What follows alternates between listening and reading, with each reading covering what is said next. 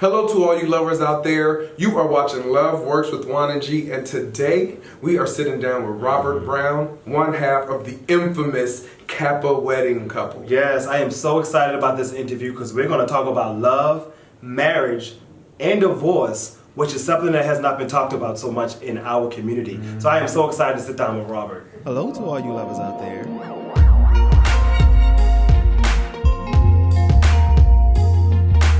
People always asking us what's the tea. It ain't no tea, baby, can't you see? Loving me, loving you, loving we. Love works with Juan and G. It ain't no tea, baby. What's the tea? It ain't no tea, baby. What's the tea? It ain't no tea, baby. What's the tea?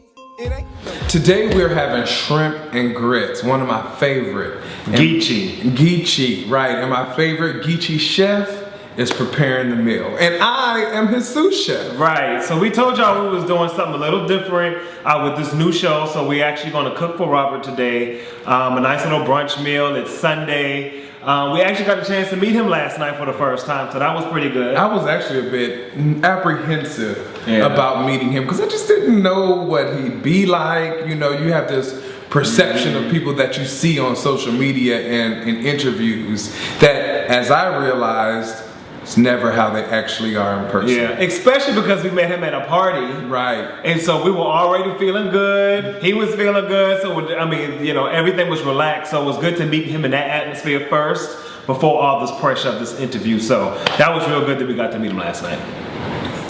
You want me to cut this onion? And a great better please. So let's talk about Robert. What you want to say about it?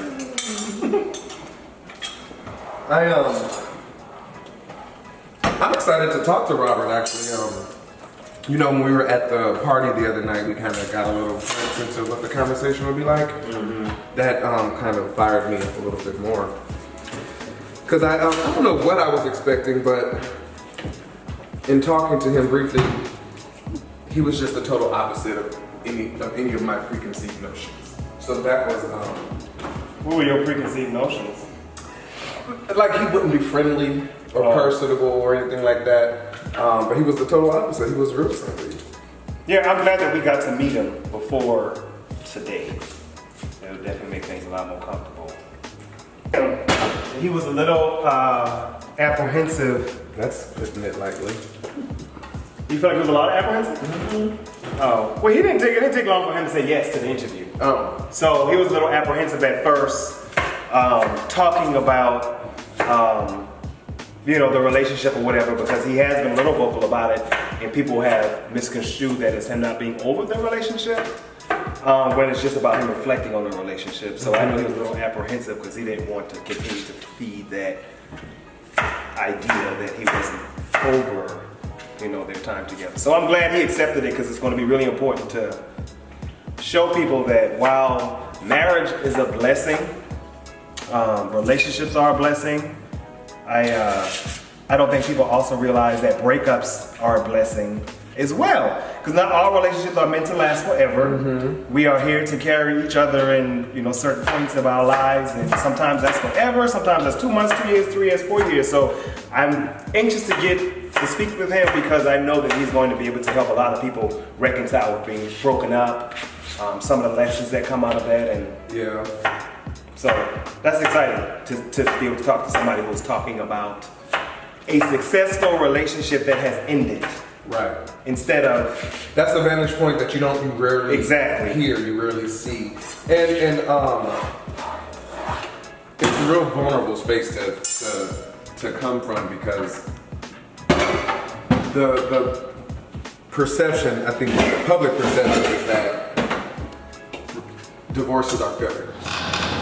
You know, I think the fact that oftentimes a lot of people, you view divorce or relationship ending as a failure, kind of prevents them from even wanting to enter into a relationship at all. You know, kind of prevents them from giving it a try. And especially as gay marriage is now getting older and older, obviously we're seeing more divorces. And I wonder what kind of impression that could even have on our younger generation.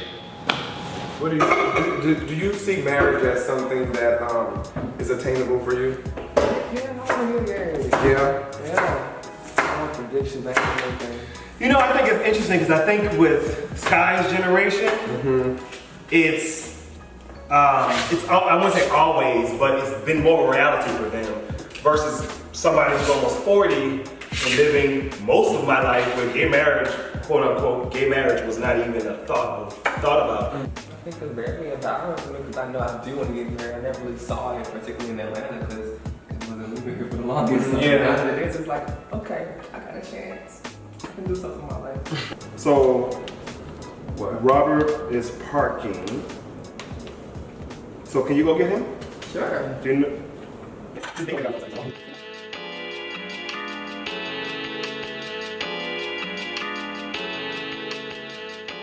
So I had recently posted on my Facebook page about a lot of these Greek organizations like Kappa Alpha Psi. Is it Kappa Alpha Psi? It's Kappa Alpha Psi. Right, and how they don't seem all the time very supportive of the LGBT community, or they don't speak out very much when, you know, there's LGBTQ issues going on in the community. So I was so excited to sit down with Robert, you know, being that he was the Kappa, to find out what that whole vantage point was from the Kappa thing, being that they had this big old Kappa wedding. And it comes to find out that he's not even a Kappa. You're not a Kappa? I'm not.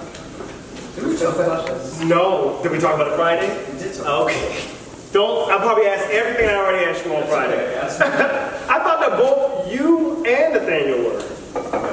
I did not know that. No, he is. That was Okay. controversy that both of us were, but I thought the controversy, only him. but it was only him, but everybody thought, I thought it was both of y'all. From the Kappa wedding, which was really just sensationalized. Well, let me ask you about that, with you not being a Kappa. I thought she was a Kappa. But let me ask you about that, like when that all happened, was it just the people of social media talking about it, or was it actually the actual Kappa organization making a statement about it? No, so the first thing that happened was I was at work, and I remember we posted the video on Friday for really our family and friends on Facebook, which at the time were not in the thousands, they were in the hundreds. And we posted it for them to see the recap of our wedding photos. And I remember Monday getting a text message from one of my friends who was in the wedding saying, I just got a call from somebody in Atlanta saying they saw your film. And saying that there's some blog that's written about you guys saying 2 Kappas got married. And I said, what? And I went to the blog and saw that blog started the Kappa wedding. Yeah. So I want to kind of flip the script just a little bit. So you and Nate were, Nathaniel, does he go by Nate? We're together for 10 years. Yes. So talk to us about the early stages of your relationship, like the meeting, the courting, all of that. When I first saw Nate, we were in high school, so I was 17. Young and tender. Yeah. We worked at the same Walmart store. He worked at McDonald's and Walmart. I worked at Walmart as a cashier. And when I first saw him, actually my best friend came to my job one day and I asked her to go up and tell him I thought he was cute because I was too shy. So, and he would, when I would go and go order something at McDonald's, he would never look me in the eye. He would never even acknowledge me. He was sort of like, okay, I'm just doing my job. But anyway, so she went up and she came back. She said, he didn't say anything. Now knowing him, he probably didn't say anything. But so I never knew whether she told him or not. But fast forward a couple of years later, and I had a boyfriend right after that. Oh. What? So tender. So I was mature in my gayness. So he peeked right up. Did he say anything? I don't know. I had no expectations in terms of what he would say. I didn't feel any certain kind of way. I mean, I think that was, to me, the beginning of potentially a further conversation. So, but that further conversation didn't happen until probably a year, 2 years later, when we were in college.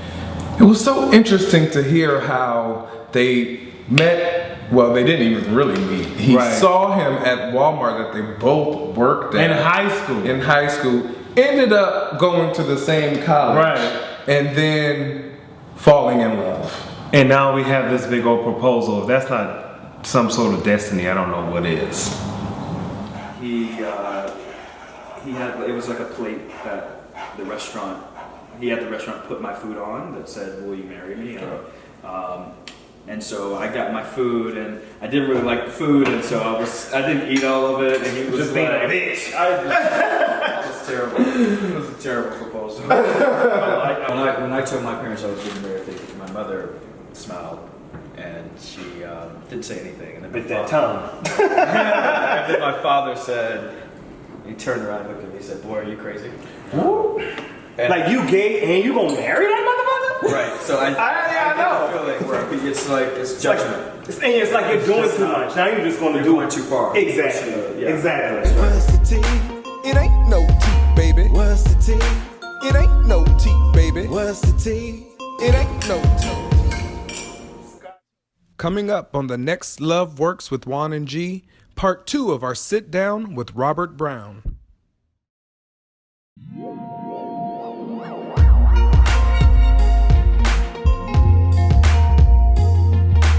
People always asking us what's the tea? It ain't no tea, baby, can't you see? Loving me, loving you, loving we. Love works with Juan and G. It ain't no tea, baby. What's the tea? It ain't no tea, baby. What's the tea? It ain't no tea, baby. What's the tea? It ain't no tea. Love you all.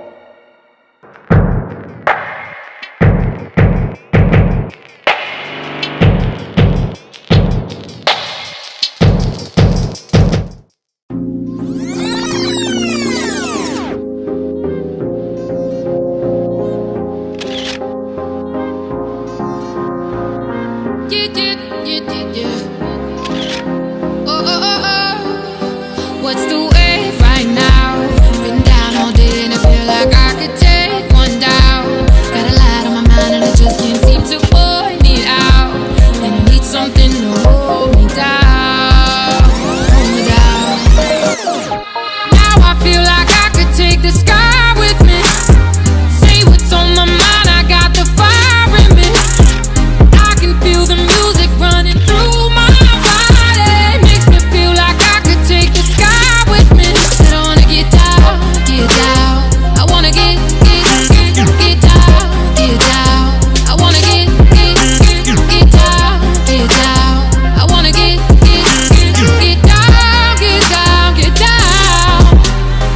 Everybody's looking for a way out.